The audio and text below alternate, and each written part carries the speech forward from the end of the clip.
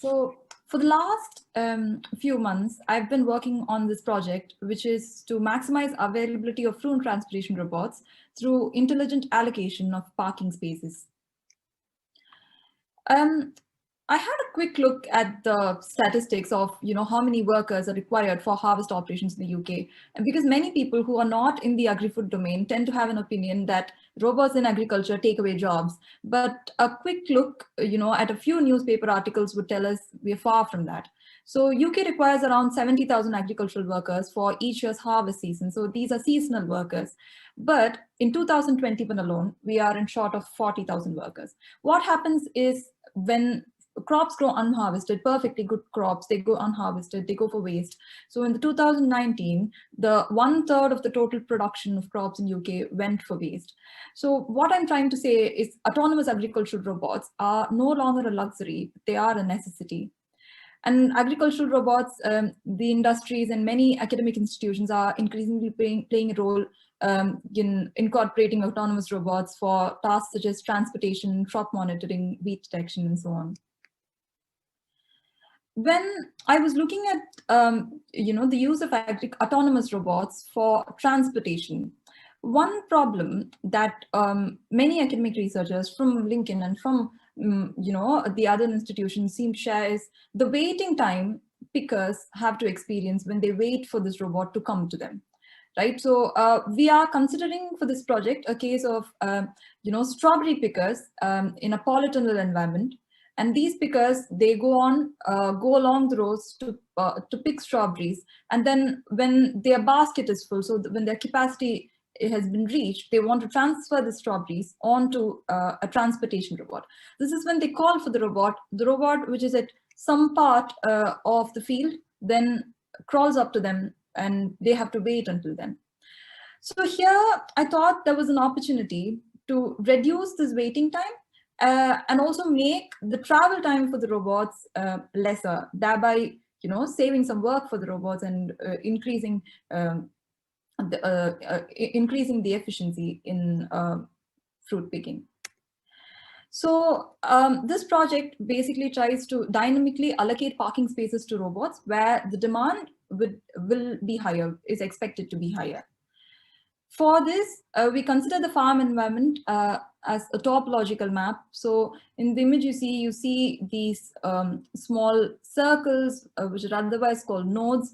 So these are boxes from where, which might represent one plant or one portion of the farm, from where the picker moves from one plant to another, meaning he moves from one node to another. This is just a representation to better represent the travel of the robot or even the picker. Here, the pickers or the robots, they travel along the nodes, along the nodes and through an entire row before going into the next row. Or if they want to switch rows, they go to the beginning or end of that particular row and then move on to the adjacent rows. The overall system is currently readily deployable in the Rhizome campus using the autonomous Thorvald robotics platform. Thorvald is a robot by Saga Robotics, and that is being currently used in Rhizome for a number of experimentation purposes, and it has also been deployed in some farms. So, intelligent parking spot allocation. The current technique used for determining the parking spot of the transportation robot is random. So meaning, the robot doesn't care where the pickers are or how many rows are there in the field. It just is parked randomly somewhere. As you see in the leftmost picture, so there are 4 pickers denoted by the blue circles, A, B, C, and D. There are 10 rows, and the robot is in, say, row number 2. That is, what is currently happening. If we try to innovate here, make it a little intelligent, we could go for a middle spot allocation. Look at the number of rows. Okay, so there are 10 rows. Maybe the robot would benefit by staying in the center. That way it can access the entire farm. So in the middle spot allocation, in the same case of picker distribution and the number of rows, the robot would then be placed in, say, row 5 or row 6, in this case, row 5. And going a little further, making it, giving it some more thought, we came up with something called a maximum distance allocation. So this considers the distance between any 2 pickers. So the distance between picker A and picker B is just one row. It has one row in between, so that would be distance D1. C and D pickers are next to each other, so that would be the minimum distance, the minimummost distance, D3. And pickers B and C are the farthermost apart, and their distance is denoted by D2.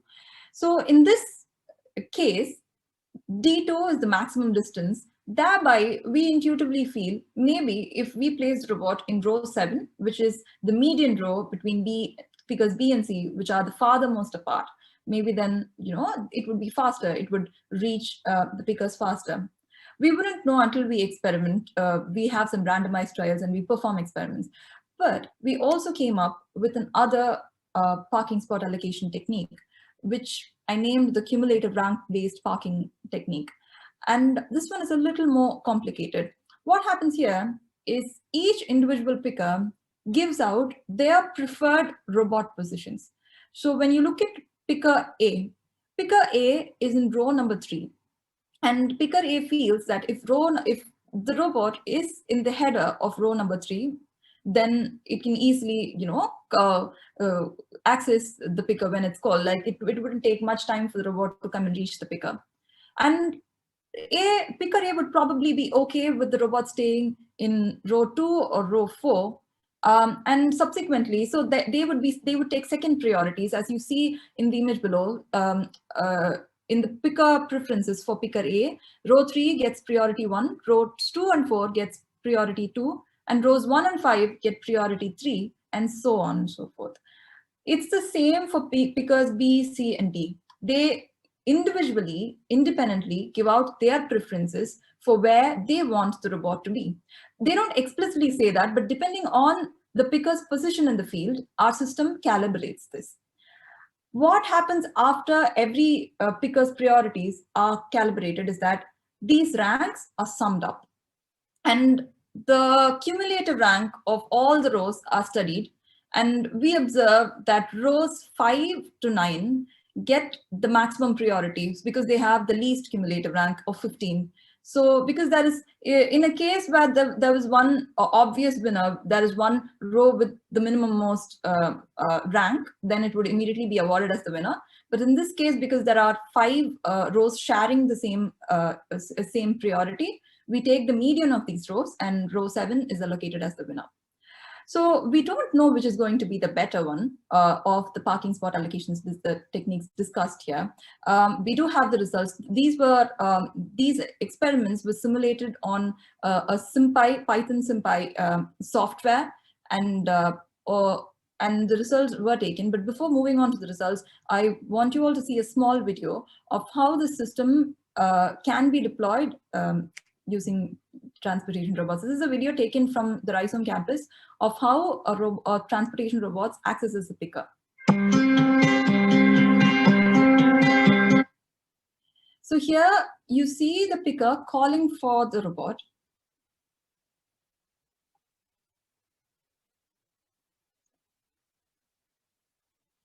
And the robot now positions itself, gets itself ready to go to the row of the picker.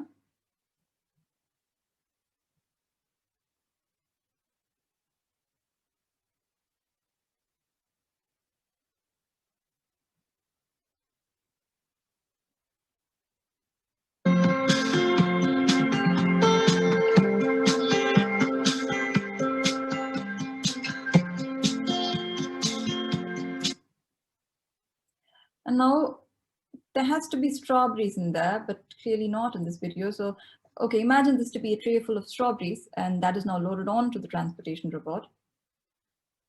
And after this is over, the robot finds its way back to its designated, it should find its way back to the designated parking spot. But in this video, it goes back to a random parking spot. So when we look at the performance, this is a sample graph. There were 2 metrics which were tested. One is the robot's travel time, and other one was the global task completion time. The graph which is shown here is the robot travel time across different number of rows which was taken for experiment. All the experiments were randomized, and the results you see are aggregated results from the randomized trials, from 20 randomized trials each case. So the blue line denotes the random ranking technique. As expected, it takes up the maximum time. It's the longest travel for the robot. And second comes the middle row ranking, when you allocate the parking space to be the middle in the center of the field. So that is a little lesser, takes up a little lesser time. And then third is a distance-based ranking technique. And the best one, um, uh, as we wanted it to be, was the cumulative ranking technique, the last one we saw. So that gives a substantial reduction in both the robot travel time and the global task completion time. So what do these results really mean? The results were very promising on the simulated experiments. There was a 20% decrease in global task completion time and a 30% decrease in the robot's travel time when we switched from random parking to cumulative rank-based parking. There's been a positive impact on mechanical conservation in the use of robot due to reduced operational time. And also there's a reduction in global task completion time due to lower waiting times by the pickers. The next steps would be to try and emulate, to try and see if these results are as promising as they are in the simulation as they should be in the real world. So maybe testing the same thing in real robots would be the next step, and also trying to expand this and have more experiments by increasing the number of robots and seeing if the results differ in any way. That would be some of the next steps in this particular project. But that's all from me now. Thank you.